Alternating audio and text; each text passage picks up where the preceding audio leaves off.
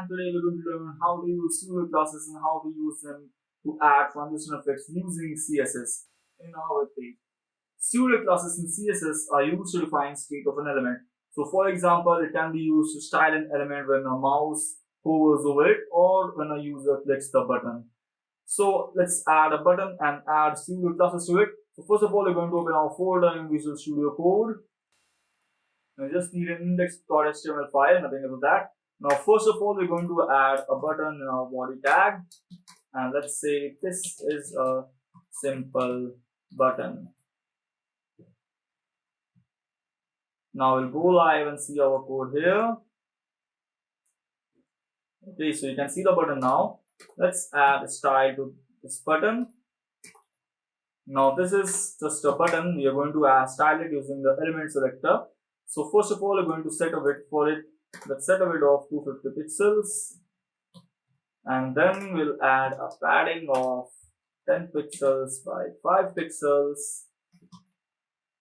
Okay, here we go. And now we'll set a border for it, which will be 2 pixels solid and a red border. Now what we're going to do is we're going to change its background, and we'll set its background to a grayish color. Let's go for CCC. There we go. And we'll set its font color, or just color for font, to white. Okay, let's change it to black because it's not visible at all. So let's lighten this or darken this background. We'll go for AAA and we'll set the color as white. There we go. It's still not visible. Let's make this whole lot blacker than what it is. And we'll increase the width of the border. Let's set it to 4 pixels. Okay, here we go. And now what we're going to do is we're going to change the font size. So we'll set the font size as 16 pixels. There we go. Now we have our simple button which is styled in a default way. Now what we're going to do is we're going to use pseudo classes to style it when a user hovers over the mouse to the button. So let's go to our style tag again. Actually, let's first go to our button and let's add a class of hover. Class hover. Now what we're going to do is we'll add this button over here. Then we're going to select our class hover and we'll add a pseudo class after this column. So this is going to be hover. Now when we style this button, it's going to change how the button appears when you hover over it. Let's add a break first. Actually, we need 2 breaks here. There we go. And now what we want to do is when the button gets hovered, we want to change its background color to red and maybe the text also. So just let's change the background first. Now when we hover over it, the background is going to be red as the border, and then we can change the color of the border also. So let's just invert this. So let's invert the color, not the color, the border. So the border is going to be 4 pixels solid and black. So it's hashtag 1E1E1E. There we go. This is the hex code for our black we're using. It's not absolute black.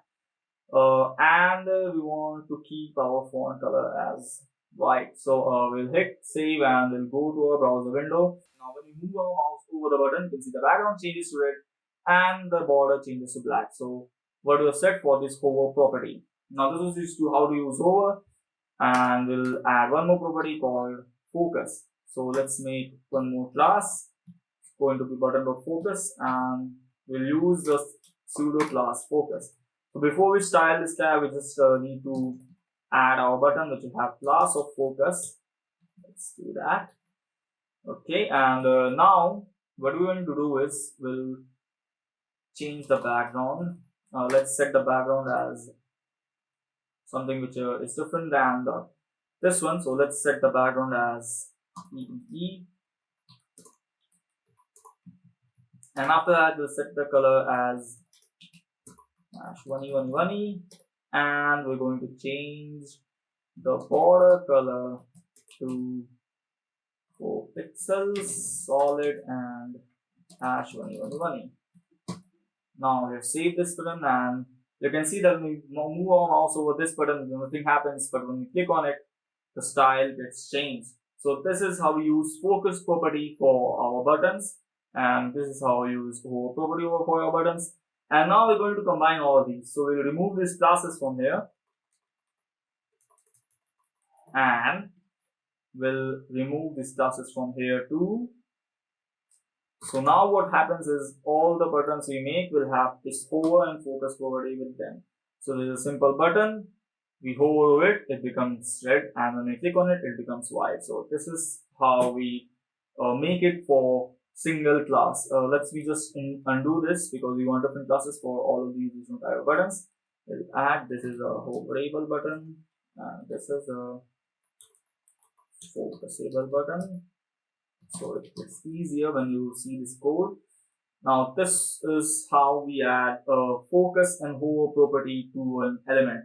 It's not limited to buttons only. You can add for division, you can add for paragraphs, or you can add for anything which is an element in HTML. Now next thing we want to do is we want to see active and visited. So the best place to see active and visited is going to be links, because links are either active or visited or not visited. So we're going to add a few breaks here. Let's add 3 breaks.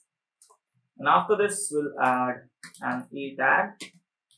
We'll link it to, let's say, GitHub.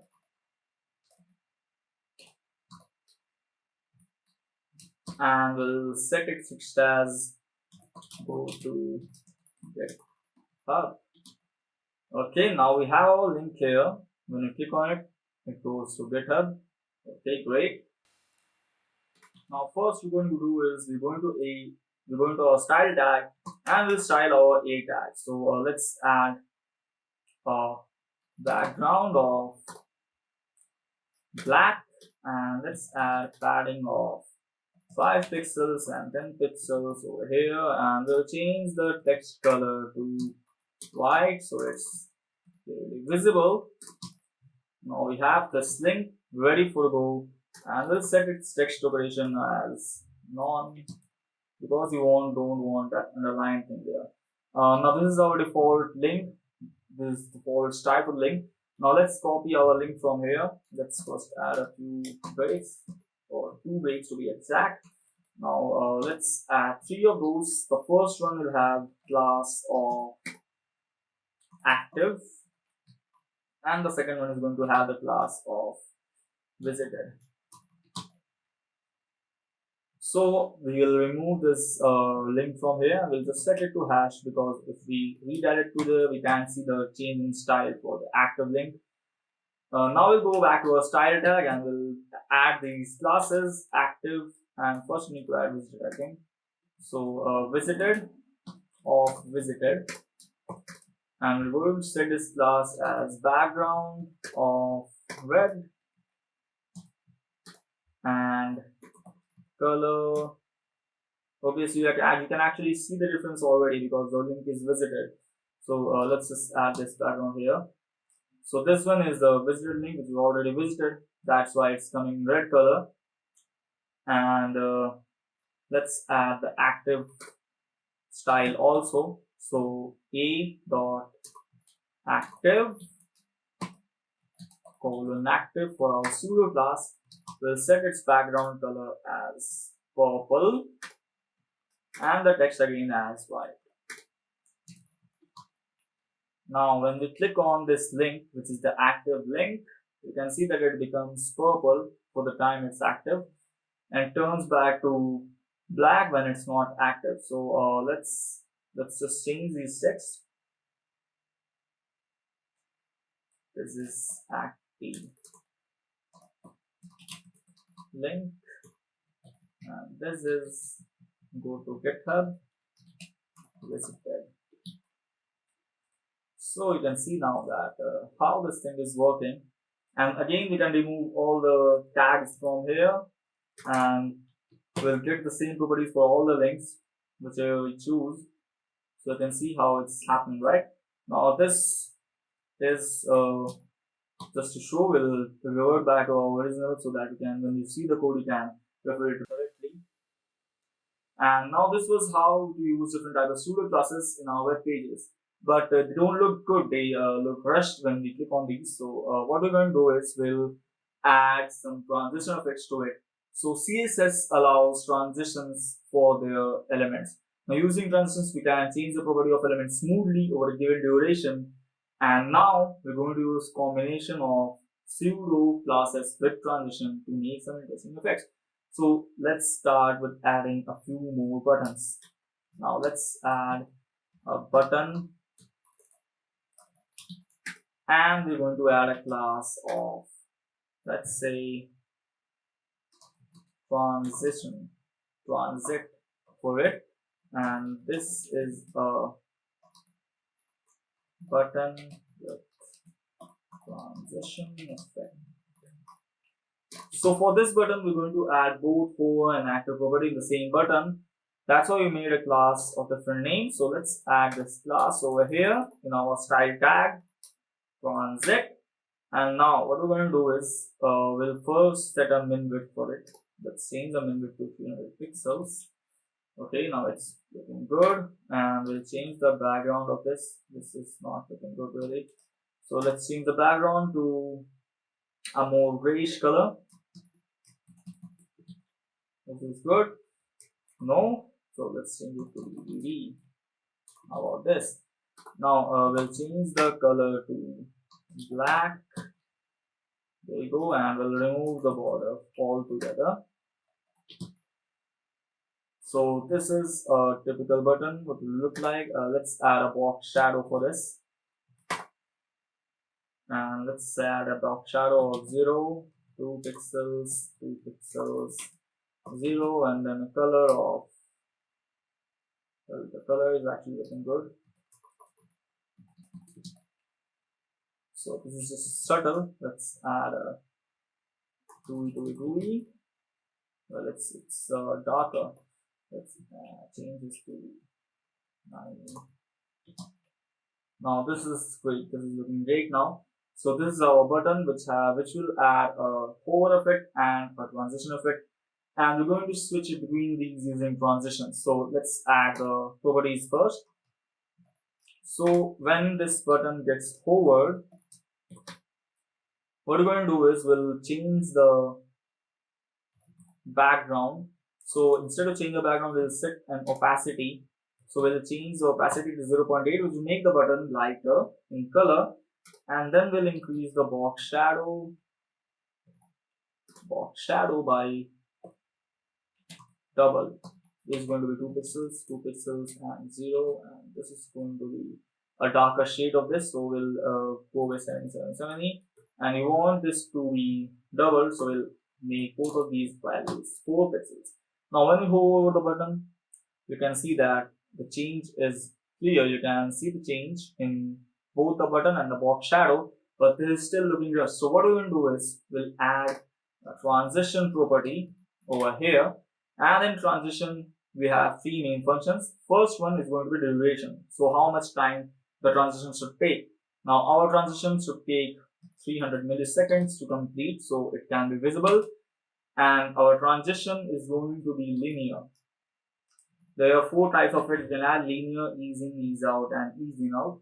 We're going to go with linear, and then the third word is going to be after how much delay you want the transition to be start, and we want it to be 0 seconds. Let's go for it now, and when I hit save, you can see the transition taking place over 300 milliseconds. Let's just increase this time so it can be even more clearer, and we'll increase this values also. Let's set it to pixels, and let's darken it a bit more. So now you can see the change in the property when we put our mouse over the button, right? Now if we change our property to ease in,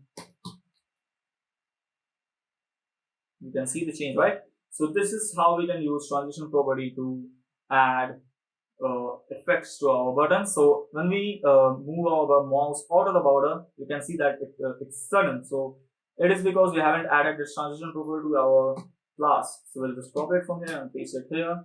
And now you can see that the transition is both ways. Okay, so this was how we add transition using hover property. So you can do the same thing using focus too. So let's just add transit focus, and for focus we'll change the box shadow completely to a different color. So let's change it to 5 pixels, and we'll change it to red. Now when we go over the button, you can see the change in that, and when you click on it, you can see it changing now. So this is how you can add transitions for hover and focus property and make your website look really good.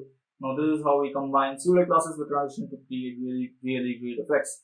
And that's it for today, guys. Thumbs up if you liked the video and subscribe to the channel if you loved it. I'll see you on the next episode of the Code Drop. Bye for now.